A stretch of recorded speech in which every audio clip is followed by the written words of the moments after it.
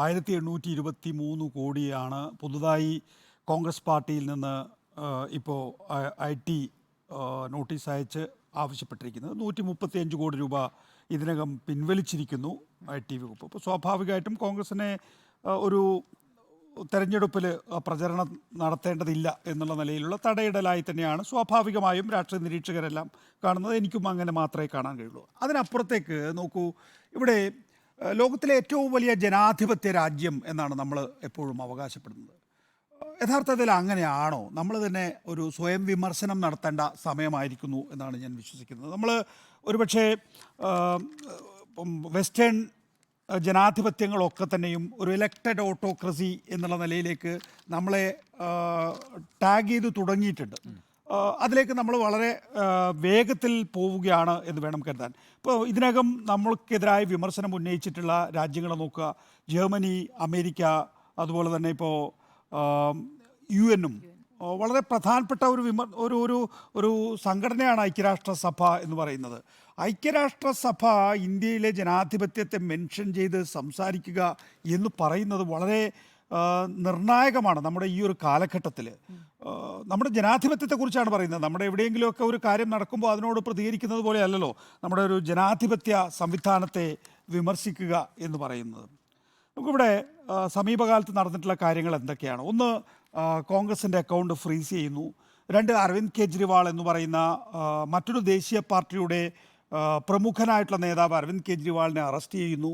അതുപോലെ തന്നെ നമ്മൾ നേരത്തെ അല്പം മുമ്പ് കണ്ടിട്ടുള്ള കാര്യം, രാഹുൽ ഗാന്ധി ഒരിക്കൽ കൂടി തെരഞ്ഞെടുപ്പിൽ മത്സരിക്കാൻ കഴിയാത്ത വിധത്തിൽ നമ്മളതിൻ്റെ ഒരു മെറിറ്റിലേക്ക് നമ്മൾ ഒന്നുകൂടി തിരികെ പോകേണ്ടി വരും എന്ന് തോന്നുന്നു. ചില സമയങ്ങളിൽ നമ്മൾ വളരെ മറവിയുള്ള ആളുകളാണ്. ഒരു മാനനഷ്ട കേസിൽ പരമാവധി ശിക്ഷ എന്ന് പറയുന്നത് 2 വർഷം. ആ 2 വർഷത്തെ ശിക്ഷ തന്നെ രാഹുൽ ഗാന്ധി എന്ന് പറയുന്ന ഏറ്റവും പ്രധാനപ്പെട്ട പ്രതിപക്ഷ പാർട്ടിയുടെ നേതാവിന് നൽകുക, അതും ഒരു വിചാരണ കോടതിക്ക് വിധി അതുപോലെ തന്നെ ഹൈക്കോടതി എടുത്തു പറയുക. പ്രമുഖമായിട്ടുള്ള ഒരു കോൺഗ്രസ് നേതാവ് പറയുക, അദാനിക്ക് ഇത്രയും വലിയ ശക്തിയുണ്ടോ എന്ന് ചോദിക്കുക. എന്ന് വെച്ചാൽ അദാനി ജുഡീഷ്യറിൽ ഇടപെട്ടു എന്നുള്ള സൂചന നൽകുക. പിന്നീട് സുപ്രീം കോടതി ഒരു ദിവസമെങ്കിലും കുറച്ചായിരുന്നു വിധിയെങ്കിൽ വേണമെങ്കിൽ അത് സമ്മതിക്കാമായിരുന്നു എന്ന് പറഞ്ഞുകൊണ്ട് വളരെ ചെറിയൊരു വ്യത്യാസത്തിൽ രാഹുൽ ഗാന്ധിക്ക് 2024 ലോക്സഭാ തെരഞ്ഞെടുപ്പിൽ വീണ്ടും മത്സരിക്കാൻ അവസരം കൊടുക്കുകയാണ് സുപ്രീം കോടതി. അതിപ്പോഴും സ്റ്റേയിൽ മാത്രമാണ്, ആ കേസ് തീർന്നിട്ടില്ല. അപ്പോൾ 2024 മുതൽ 2029 വരെ ഇതേ ഭരണകൂടം തന്നെയാണെങ്കിൽ എങ്ങനെയായിരിക്കും വരിക എന്നുള്ളത് ആ കോൺഗ്രസ് നേതാവിനെ ഓർക്കുമ്പോൾ നമുക്ക് മനസ്സിലാക്കാൻ സാധിക്കും എന്നുള്ളതാണ്. മൊഹോമ ഇത്രയെ പുറത്താക്കി. അപ്പോൾ അതിനിശ്ചിതമായി ഇപ്പോൾ കഴിഞ്ഞ ദിവസം സഞ്ജയ് ഭട്ടിനെ 20 വർഷം ശിക്ഷിച്ചു. IPS കാരനാണ് പഴയത്. എൻ്റെ ഓർമ്മയിൽ തന്നെ സഞ്ജയ് ഭട്ടിനെ എത്രയോ 20 വർഷം ശിക്ഷിച്ച് കഴിഞ്ഞിരിക്കുന്നു. ഒരു സൈക്കിൾ ഇടിച്ചാൽ പോലും സഞ്ജയ് ഭട്ടിനെ ശിക്ഷിക്കുന്ന ഒരു ജുഡീഷ്യറിയായി നമ്മുടെ ജുഡീഷ്യറി മാറിയിരിക്കുന്നു എത്രയോ തവണയായി.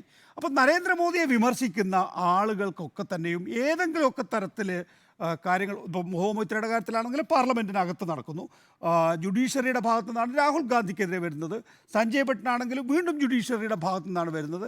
അപ്പോൾ ഒരു ഡെമോക്രസി എന്ന് പറയുന്ന ഒരു ടാഗിൽ നിന്ന് നമ്മൾ മാറിയിട്ടുണ്ടോ എന്ന് നെഞ്ചിൽ കൈവച്ച് ഓരോ ഇന്ത്യക്കാരനും ചോദിക്കേണ്ട സമയമായിരിക്കുന്നു എന്നുള്ളതാണ്.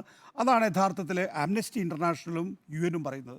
നമുക്കറിയാം, ജർമ്മനി ടോൺ ഡൗൺ ചെയ്തിട്ടുണ്ടെങ്കിലും അമേരിക്ക അതിൻ്റെ ടോൺ ഡബിൾ ചെയ്തിരിക്കുകയാണ്. നേരത്തെ പറഞ്ഞതിൽ കുറച്ചുകൂടി ഒരു ശബ്ദം കൂട്ടിയിട്ടാണ് അമേരിക്ക പറഞ്ഞിരിക്കുന്നതെന്നാണ്. അപ്പോൾ ഒരു സിവിൽ സമൂഹം ഉണ്ടല്ലോ, അമേരിക്കയിലൊക്കെയുള്ള സിവിൽ സമൂഹം ഇന്ത്യൻ ജനാധിപത്യത്തെ കാണുന്നത് വളരെ വിമർശനാത്മകമായിട്ടാണ് എന്നുള്ളത് വളരെ ആകാംക്ഷാപൂർവ്വം നമ്മൾ നോക്കിക്കാണേണ്ടതുണ്ട് എന്നുള്ളതാണ്. നമുക്കിവിടെ ചൂണ്ടിക്കാണിച്ചതുപോലെ തന്നെ എന്തുകൊണ്ടായിരിക്കാം നരേന്ദ്രമോദി ഇത് ചെയ്യുന്നത്? ബാക്കി ഇനിയിപ്പോൾ ഈ 1800 കോടിയെക്കുറിച്ചൊന്നും നമ്മൾ പ്രത്യേകിച്ച് എടുത്തു പറയേണ്ടതില്ല. കോൺഗ്രസ് അതിൻ്റേതായിട്ടുള്ള പ്രതികരണം നൽകിയിരിക്കുന്നു നമ്മൾ കണ്ടിട്ടുള്ളതാണ്. നമുക്ക് ഔട്ടർ ലെയറിൽ വലിയ രീതിയിലുള്ള ആൻറ്റി ഇൻകംബൻസി ഒന്നും കാണാൻ സാധിക്കുന്നില്ല. ഉണ്ടോ? എനിക്കറിയില്ല.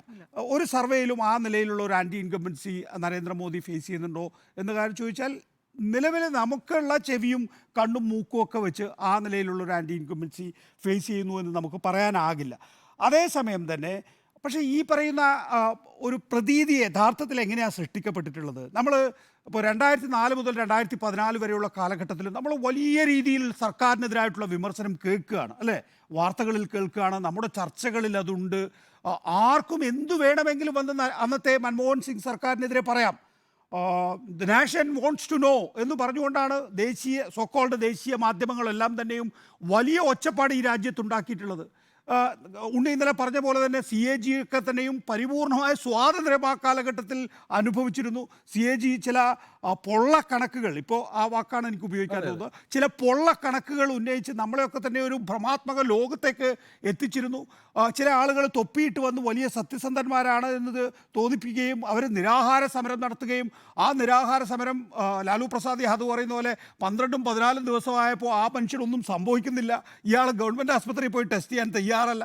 നോക്കൂ, അന്നൊക്കെ ആ നിലയിൽ ഇപ്പം അന്ന് CAGയുടെ തലവനായിരുന്ന ആൾ ഇന്നിപ്പോൾ ക്രിക്കറ്റ് ബോർഡിൻ്റെ ഏറ്റവും പ്രധാനപ്പെട്ട സ്ഥാനങ്ങളിൽ ഒന്ന് വഹിക്കുന്നുണ്ട് എന്നുള്ളതാണ്. അർണബ് ഗോസ്വാമി സ്വന്തമായ ഒരു ടെലിവിഷൻ ചാനൽ തുടങ്ങി ഹിന്ദുസ്ഥാൻ ടൈംസിൻ്റെ മുതലാളിയേക്കാൾ വലിയ പണം ഉണ്ടാക്കി കഴിഞ്ഞിരിക്കുന്നു എന്നുള്ളതാണ്. അങ്ങനെ അന്ന് ഗവർണർമാരായിരിക്കുന്നു പലരും.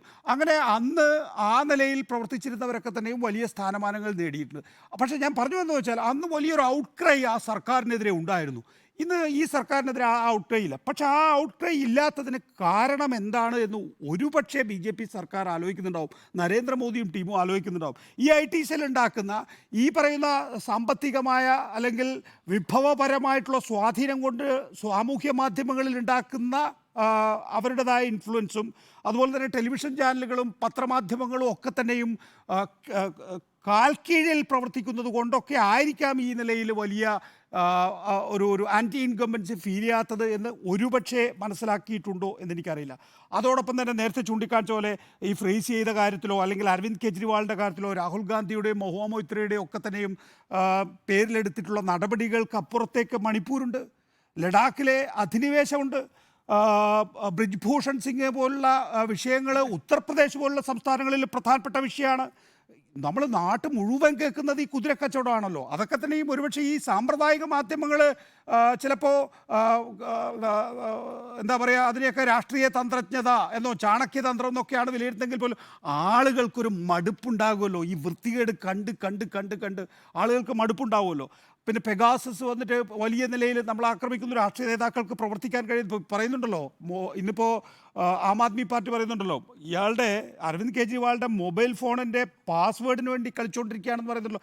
ഈ പാസ്വേഡ് കിട്ടിയാൽ ഇത് ഓപ്പൺ ചെയ്താൽ അദ്ദേഹം സംസാരിക്കുന്ന നേതാക്കൾ അല്ലെങ്കിൽ ഒരു ഫോണ് ഒരു അന്വേഷണ ഏജൻസിയുടെ കയ്യിൽ കിട്ടിക്കഴിഞ്ഞാൽ എന്തൊക്കെ ചെയ്യാൻ കഴിയുമെന്ന് BJP ഇതിനകം തെളിയിച്ചു കഴിഞ്ഞിട്ടുണ്ട്. അപ്പോൾ ഒരു രാഷ്ട്രീയ നേതാവിൻ്റെ, അതും അദ്ദേഹത്തിൻ്റെ രാഷ്ട്രീയ പാർട്ടി ഇൻവോൾവ് ആയിട്ടുള്ള ഒരു കോഴക്കേസിൽ ഒരു രാഷ്ട്രീയ നേതാവിൻ്റെ വ്യക്തിപരമായ ഫോണാണ് ആര് ചോദിക്കുന്നത്? നരേന്ദ്രമോദി സർക്കാർ ചോദിക്കുന്നത്. ആ നിലയിൽ അധപ്പതിച്ചിരിക്കുന്നു എന്നുള്ളതാണ്. ഒരുപക്ഷെ ഈ കാര്യങ്ങൾ പരിഭ്രാന്തിയിലാക്കിയിട്ടുണ്ടാകാം എന്നൊരിക്കൽ. ഇനി എന്താ, ഇതൊക്കെ നല്ല ഓപ്പർച്യൂണിറ്റിയാണ് പ്രതിപക്ഷത്തെ സംബന്ധിച്ചിടത്തോളം, ഇന്ത്യ ബ്ലോക്കിനെ സംബന്ധിച്ചിടത്തോളം. ഇപ്പോൾ വോട്ട് ഷെയറിങ് മാത്രമാണ് സാധാരണഗതിയിൽ ഒരു മുന്നണിയുടെ കാര്യത്തിൽ എപ്പോഴും നടക്കാറുള്ളത് അല്ലേ. ഇപ്പോൾ സമാജ്വാദി പാർട്ടിയുടെ വോട്ട് കോൺഗ്രസിന് കിട്ടുന്നുണ്ടോ, കോൺഗ്രസിൻ്റെ വോട്ട് സമാജ്വാദി പാർട്ടിക്ക് കിട്ടുന്നുണ്ടോ? കഴിഞ്ഞ ലോക്സഭാ തെരഞ്ഞെടുപ്പിൽ BSPയുടെ വോട്ട് സമാജ്വാദി പാർട്ടിക്ക് വീണിട്ടില്ല, പക്ഷേ സമാജ്വാദി പാർട്ടിയുടെ വോട്ട് BSPക്ക് വീണു. അതുകൊണ്ടാണ് 10-5 എന്ന നിലയിലേക്ക് മാറിയത്. ഇത്തവണ എനിക്ക് തോന്നുന്നത് ആം ആദ്മി പാർട്ടിയുടെ വോട്ട് കോൺഗ്രസിനും കോൺഗ്രസിന് ആം ആദ്മി പാർട്ടിയുടെ വോട്ടും കിട്ടും. ഒരുപക്ഷെ ആ നിലയിലുള്ള ഒരു ആംബിയൻസ് ഉണ്ടായിരുന്നു. അതിനപ്പുറത്തേക്ക് ഈ മറ്റന്നാൾ നമ്മൾ കാണാൻ പോകുന്നത് എന്താണ്? അരവിന്ദ് കെജ്രിവാളിൻ്റെ അറസ്റ്റിനെതിരെ ദില്ലിയിൽ വലിയ പൊതുസമ്മേളനം, അതിന് അംഗീകാരവും കൊടുത്തിട്ട് ഇന്നത്തെ വാർത്ത അതാണ്. അപ്പോൾ ആ നിലയിൽ ഒരു പബ്ലിക് പ്ലാറ്റ്ഫോമിലേക്ക് ഈ പാർട്ടികൾക്കൊക്കെ വരാൻ കഴിയുമോ? വിഭവത്തിൽ ഒരു ഷെയറിങ് നടക്കുകയോ അല്ലെങ്കിൽ ഈ പറയുന്ന നമ്മൾ ഗ്രൗണ്ടിൽ ചവിട്ടി നടക്കുമല്ലോ, ആ ചവിട്ടി നടക്കുന്നിടത്ത് ഈ പാർട്ടികളുടെ സഹകരണമൊക്കെ ഉണ്ടായാൽ ഇപ്പോഴും ഞാൻ വിചാരിക്കുന്നത് അപ്രാപ്യമല്ല പ്രതിപക്ഷത്തിൻ്റെ വിജയം എന്നുള്ളതാണ്. അപ്പോൾ ആ അപ്രാപ്യമല്ലാത്ത വിജയത്തിന് ലഭിക്കുന്ന സാധ്യതകളാണ് ഇതൊക്കെ. ഈ സാധ്യത നമ്മളെപ്പോഴും ചലഞ്ചിങ് ആയിട്ടുള്ളൊരവസ്ഥയിലാണ്. നമുക്ക് ദാരിദ്ര്യം ഉണ്ടാവണം, നമുക്ക് പഠിക്കാൻ വെളിച്ചമില്ലാത്തൊരവസ്ഥ, അപ്പോഴാണല്ലോ നമുക്ക് ചലഞ്ചിങ് ആവുക, നമ്മൾ കുറച്ചുകൂടിയൊക്കെ നമ്മുടേതായിട്ടുള്ള രീതിയിൽ പ്രവർത്തിക്കുക. ആ നിലയിൽ യഥാർത്ഥത്തിൽ ഇന്ത്യയിലെ പ്രതിപക്ഷ പാർട്ടികൾ കിട്ടിയിട്ടുള്ള അവസരമാണ്. ആ അവസരം ഇന്നിപ്പോൾ നേരത്തെ ഉണ്ണി പറഞ്ഞല്ലോ, വെറും കോൺഗ്രസ് പാർട്ടിയല്ല, CPM, CPI, തൃണമൂൽ കോൺഗ്രസ് നോട്ടീസുകൾ ഇങ്ങനെ പടപട വന്നുകൊണ്ടിരിക്കുകയാണ്. ഇവർക്ക് പരസ്പരം സഹായിക്കാവുന്നേ ഉള്ളൂ, സഹകരിക്കാവുന്നേ ഉള്ളൂ, ഒരു വർദ്ധിത വീര്യത്തോടു കൂടി മുന്നോട്ട് വരാൻ. ഇന്ത്യയിലെ പ്രതിപക്ഷത്തിന് ഒരു ഭരണപക്ഷമായി മാറാനുള്ള ഏറ്റവും നല്ല ഓപ്പർച്യൂണിറ്റിയാണ് യഥാർത്ഥത്തിൽ NDA ഒരുക്കി കൊടുത്തിരിക്കുന്നത്, നരേന്ദ്രമോദി ഒരുക്കി കൊടുത്തിരിക്കുന്നത്. എന്തുകൊണ്ട് ഈ സർക്കാർ മാറണം എന്ന് അവർക്ക് തന്നെ പരസ്പരം ബോധ്യമാകുന്ന ഒരു അവസ്ഥയിലേക്ക് അവരെ കൊണ്ട് ചെന്നെത്തിച്ചിട്ടുണ്ട്. അത് ചെയ്യാൻ അവർക്ക് കഴിയോ ഇല്ലയോ എന്നുള്ള ഇന്ത്യയിലെ ഭൂരിപക്ഷം ജനങ്ങൾ NDAക്ക് എതിരായിട്ടുണ്ടല്ലോ. 2019 തെരഞ്ഞെടുപ്പാണ് ഏറ്റവും ഒടുവിലത്തെ തെരഞ്ഞെടുപ്പെങ്കിൽ ഭൂരിപക്ഷം അപ്പുറത്തുണ്ട്, 63%. ന്യൂനപക്ഷമാണ് നിങ്ങൾ ഇപ്പുറത്തുള്ളത്. ഈ ന്യൂനപക്ഷത്തെ മറികടക്കാൻ ഈ ഭൂരിപക്ഷം ഒന്നിച്ചു നിൽക്കുമോ എന്നുള്ളത് മാത്രമാണ് ചോദ്യം. അതിനുള്ള അവസരം യഥാർത്ഥത്തിൽ നരേന്ദ്രമോദി സർക്കാർ ഉണ്ടാക്കി കൊടുത്തിട്ടുണ്ട്. ഉപയോഗിക്കുമോ എന്നുള്ളതാണ്